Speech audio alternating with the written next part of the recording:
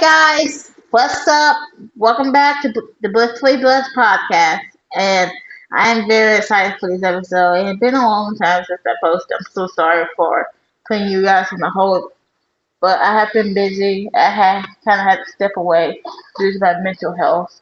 But um, but now I'm back, and I can't believe I'm saying this, guys. But by the time I'm recording this, I'll tell you, I turned 22 yesterday.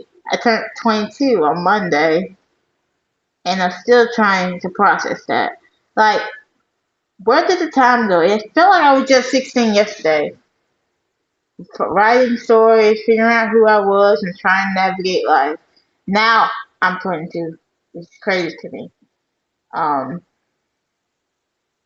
and when I was 16, I believe we were in lockdown. Yeah, we were in lockdown. But I find 22 being such an interesting age because you're technically an adult, but at the same time, you're still figuring so much out. And that's me. Like, I hope at the end of this episode, you will know that I don't have everything figured out at all. I'm still young. Like, I'm like, um, hmm. 19, 20, 21, 22. Like 4 or 5 years old in adult years. And sometimes you might have something figured out. You might have absolutely no idea what you're doing, like me. Um, you might feel like you're behind. You might feel like everyone else is moving forward while you're just standing still. Like this is technically has been me for the past couple of years. Like I'm just now admitting that. Um, like every time I look at my own classmates, um, stories and posts, I kind of get a gut feeling like, ah, I should be doing more than this, or I should be doing this. I should be married right now. I should be with my husband right now.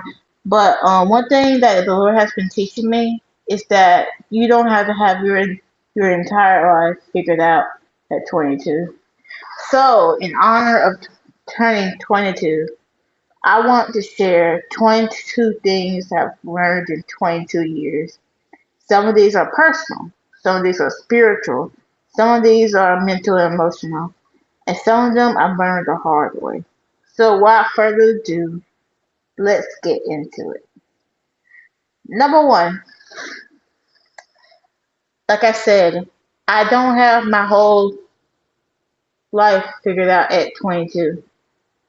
I think one of the biggest pressure we put on ourselves is feeling like we have to know exactly what we're going to do with our lives.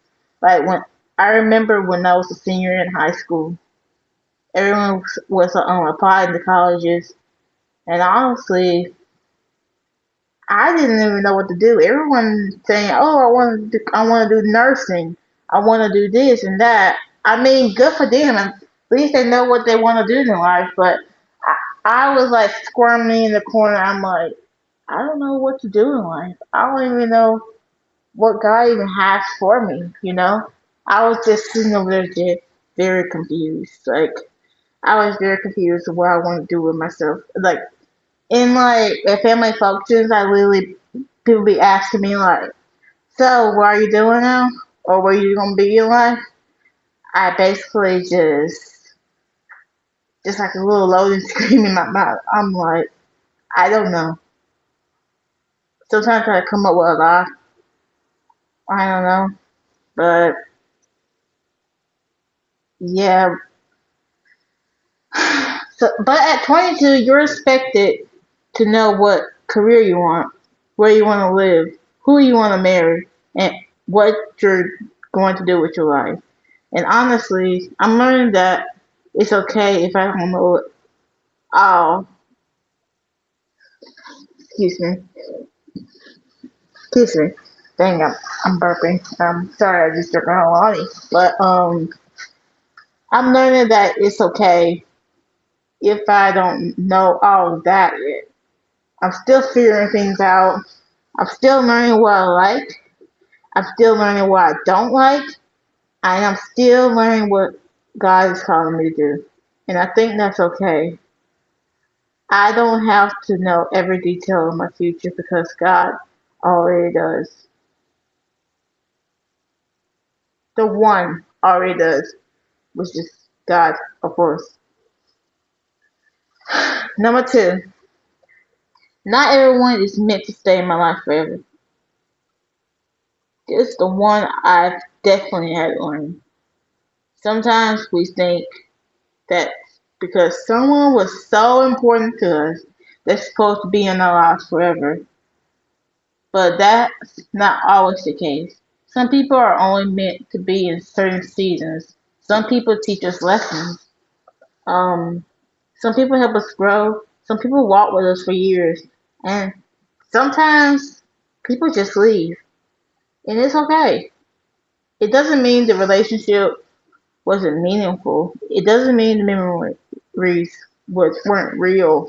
Sometimes the season simply ends. Like, that I basically felt that when I graduated high school. Like, when I graduated high school in 2022,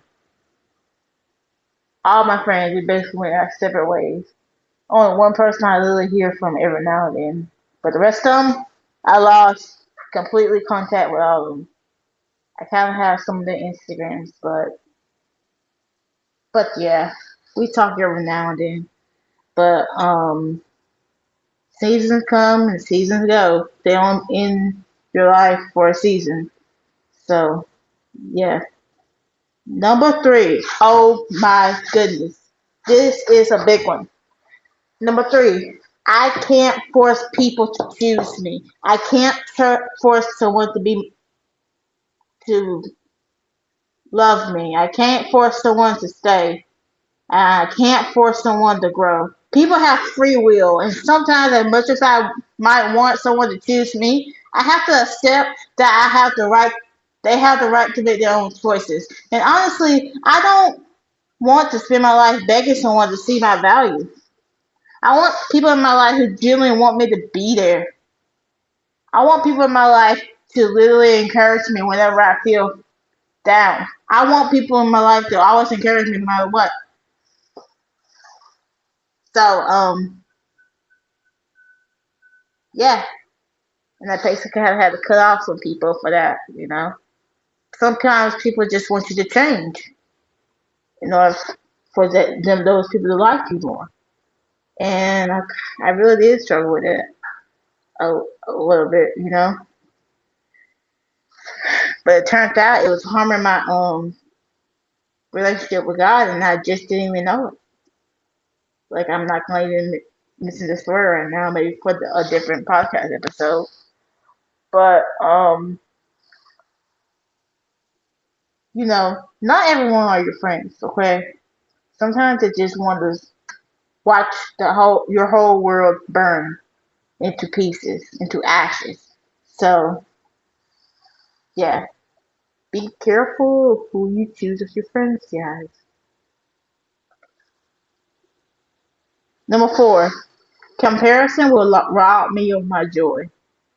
I struggle with comparison a lot, even to this day. Comparison is dangerous because I look at someone else's life and think, why am I not there yet? Why don't I have what they have? Why is their career taking off? And why are they married? And I have to remind myself that God didn't give me their journey. He gave me mine. Like in 2 Corinthians 10:12 reminds us not to compare ourselves to others. And social media is a very, very good example about comparison. It makes it even harder because we're constantly seeing everyone's highlights.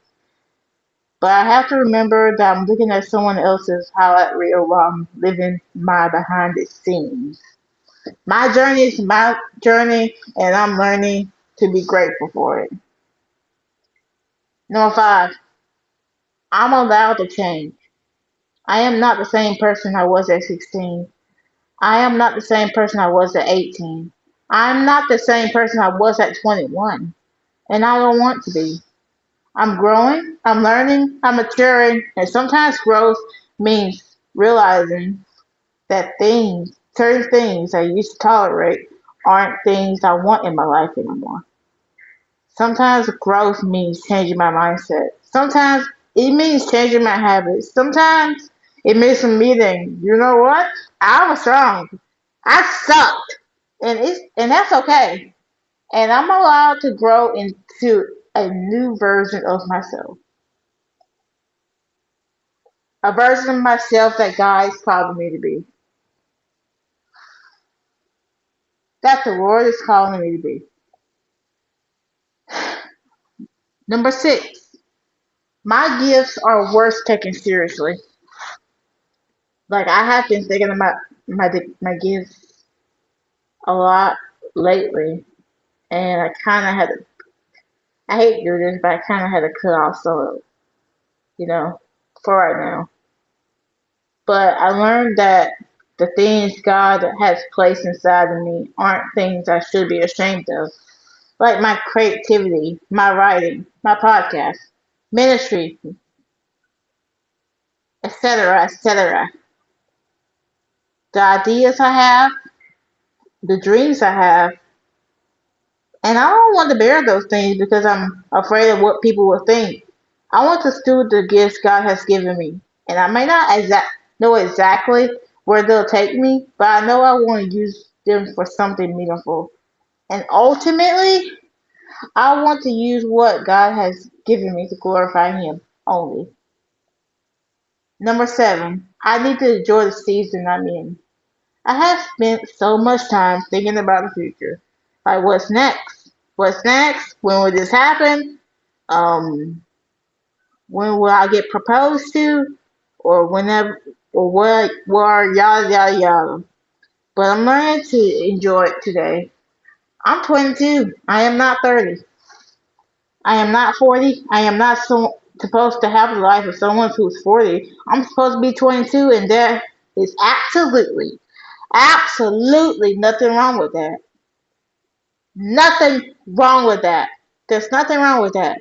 Like in Ecclesiastes 3:1 says, "For everything is there is a season and a time for to every purpose under this heaven."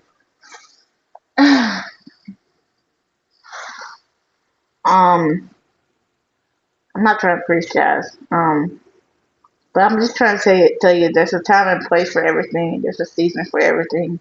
So I really want to enjoy this one. Number 8, I don't need everyone's approval. This one caught me by reading the script I have right here. Um, but to be honest, we all want to be liked. But I learned that if I spend my life trying to make everyone happy, I'm going to lose myself. People will misunderstand me. People will disagree with me. People won't always like me, and that's okay. And especially as a Christian, I have to remember that I am not called to live for people's approval. I'm called to live for Christ. And I would rather be obedient to God than popular with people.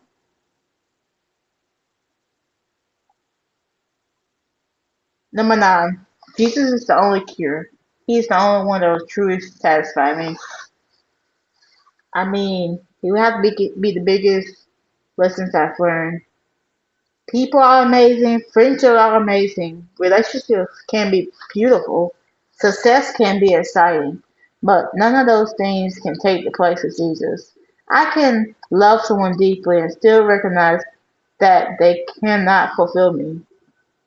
I can have dreams and still recognize that success won't fulfill me. I can accomplish something I always wanted and still need Jesus afterward. But there's a place in my heart that only God can fill.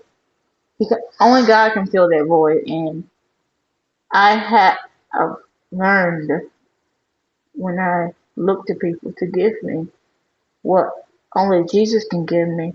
I'm always going to end up disappointed. Jesus is enough. His grace is sufficient.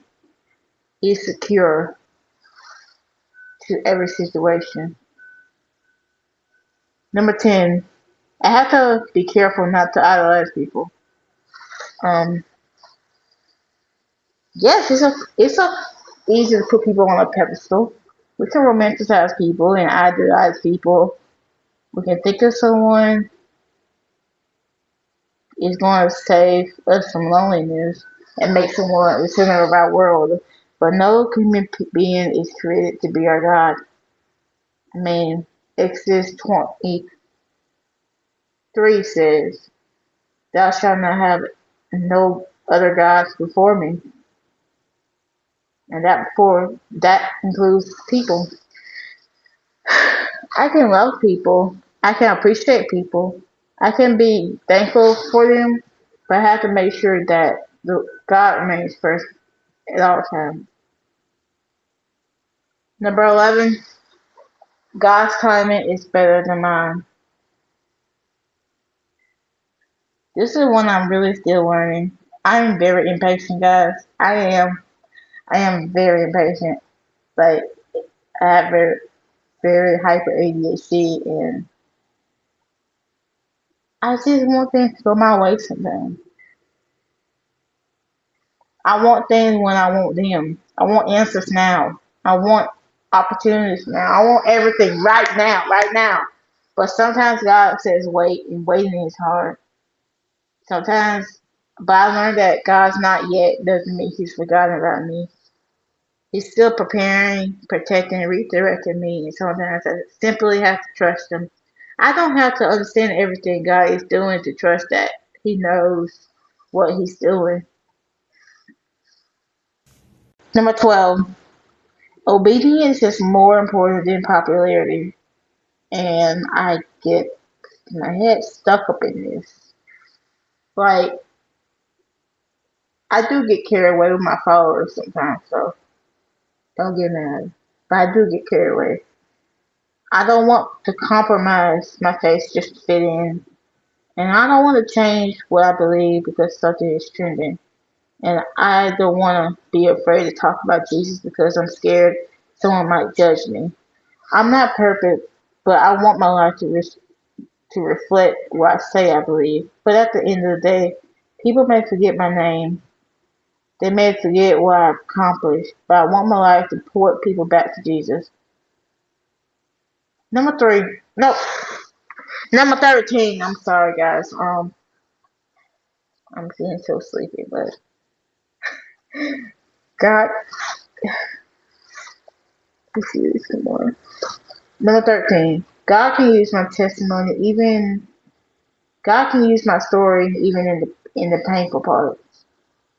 Um, I experienced some very difficult things. Um, I'm not gonna mention it on this podcast because I could add a trigger warning, but you know, but I have experienced some stuff. And the moments I wish I could change, the things I had to heal from, I even saw some trauma. But God can still use all of it.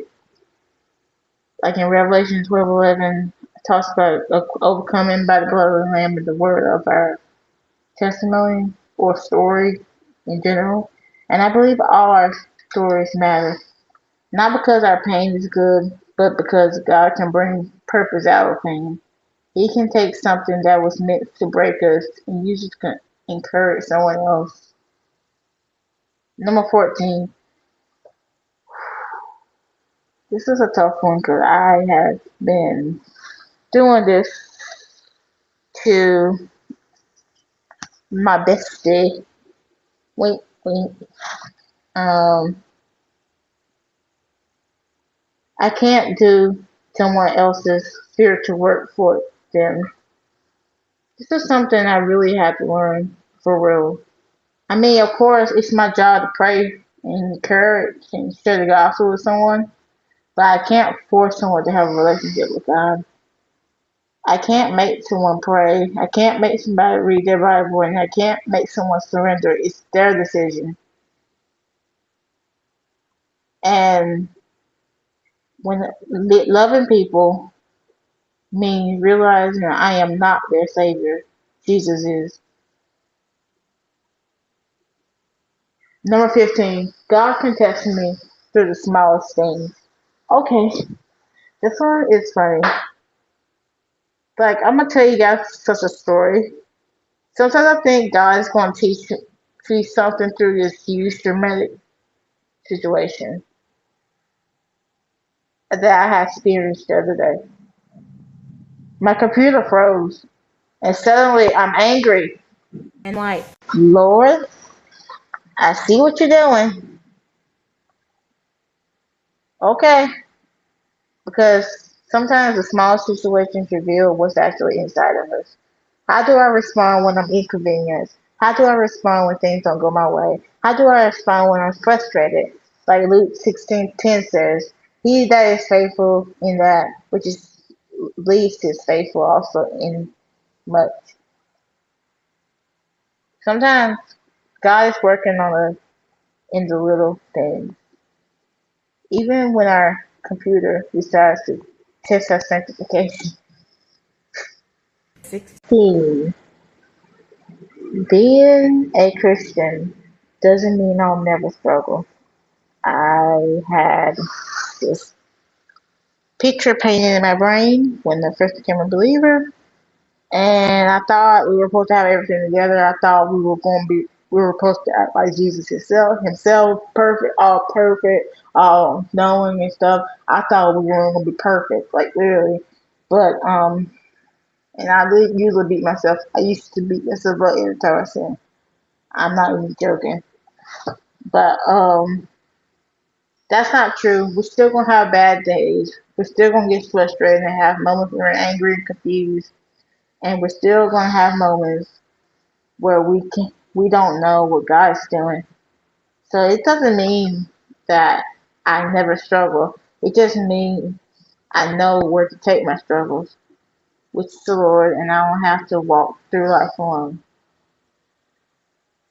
Number 17. Number 17. I have to learn how to process my emotions instead of letting them control me. This is a big one. This is a big one right here because I literally struggle with anger 20. I'm not 24/7, but I literally just struggle with anger. I get really frustrated every time. I get very hysterical at the littlest things sometimes, and I try to control myself, of course. But this is the one I'm very actively worth learning, especially when it comes to anger, because I realize that feeling something isn't the same as being controlled by it. I can be angry without exploding. I can be hurt without becoming bitter. I can be disappointed without just giving up. I can be jealous without allowing jealousy to consume me. But what it says in Ephesians, be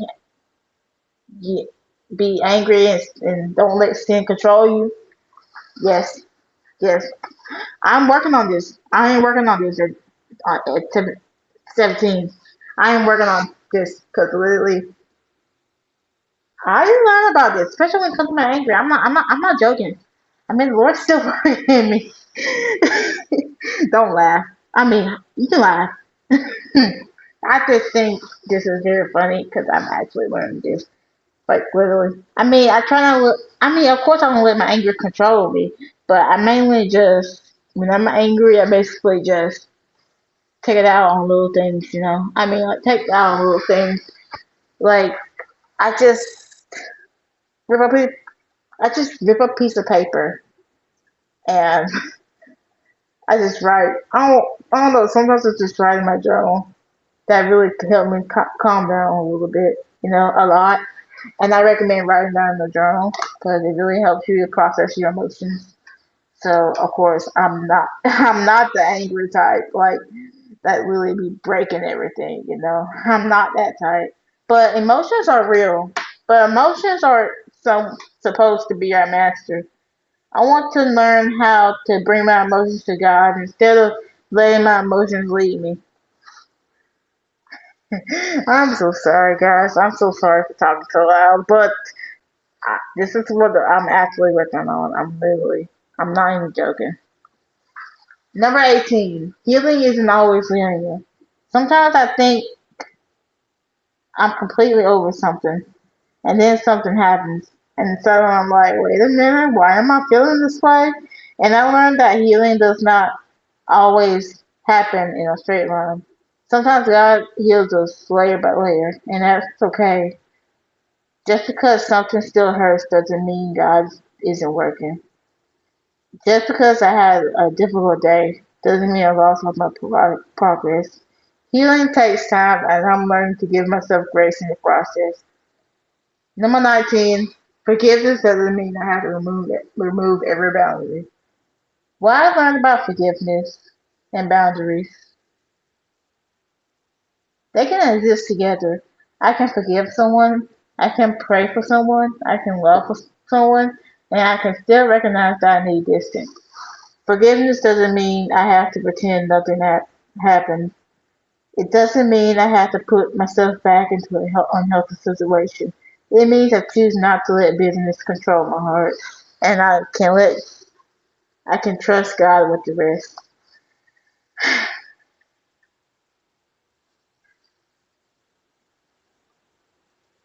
Number 20. One bad day doesn't define my entire life. Like I said earlier, I've had bad days, I made mistakes, I had said things I shouldn't have said.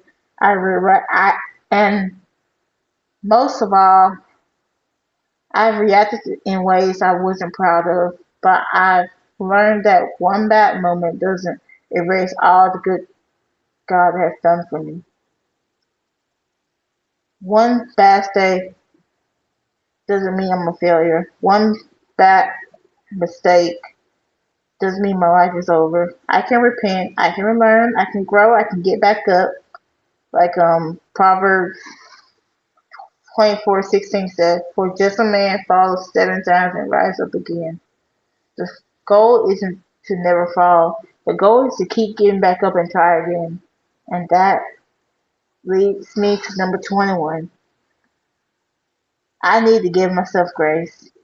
Sometimes I'm harder on myself than else could ever be.